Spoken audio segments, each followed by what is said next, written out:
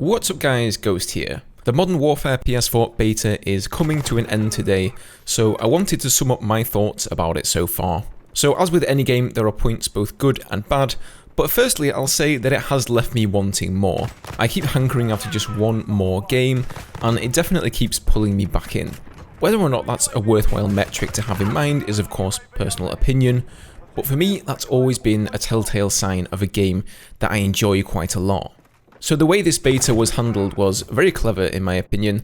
They eased you into things on the Thursday with classic Call of Duty game modes like Domination, Team Deathmatch and Headquarters on 3 different maps to let you get acquainted a little bit.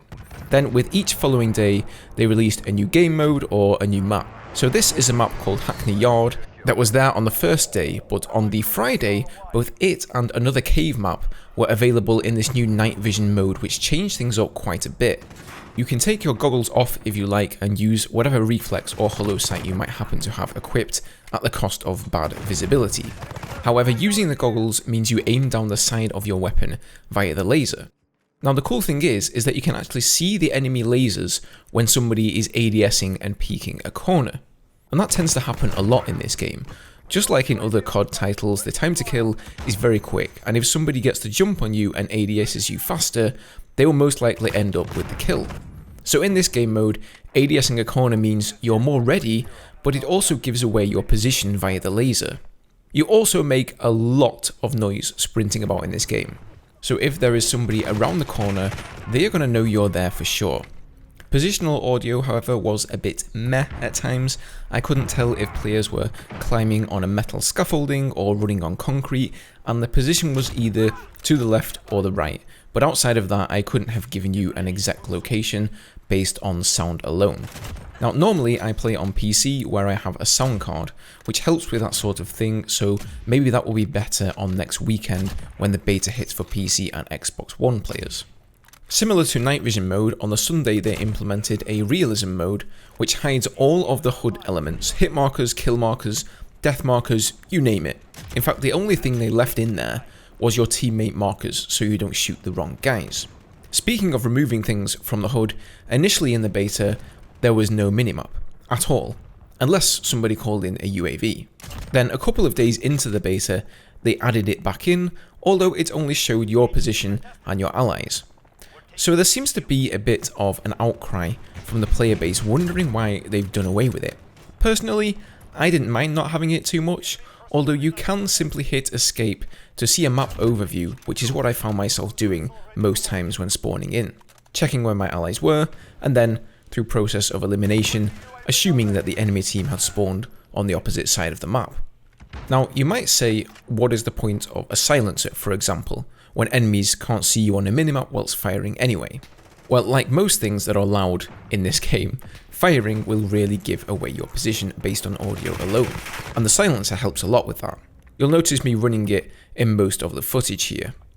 However, the lack of a minimap and enemy locations really does encourage camping, but I suppose that has always been a part of the Call of Duty franchise, especially on maps that are designed with lanes and windows that overlook those lanes. The game feels really nice on the whole, weapons are weighty and feel like they pack a punch.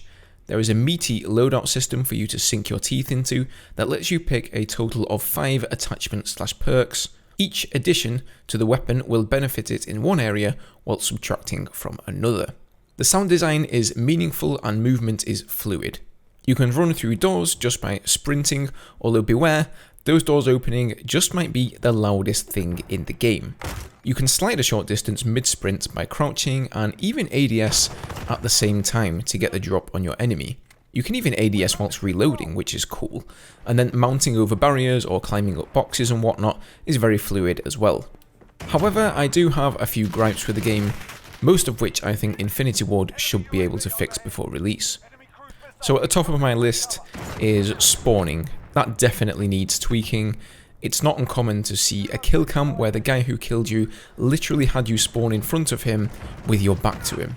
With positional audio being so important in this game, there are a lot of really loud, unnecessary announcements or music playing, like whenever you capture a domination flag, for example.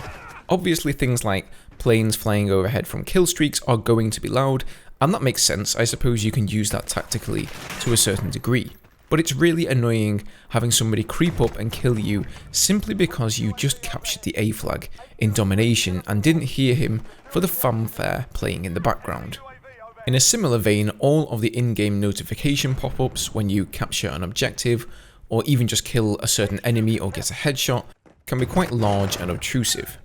If there happens to be two enemies one below the other, that pop-up can often get in the way of a window where somebody is peeking you.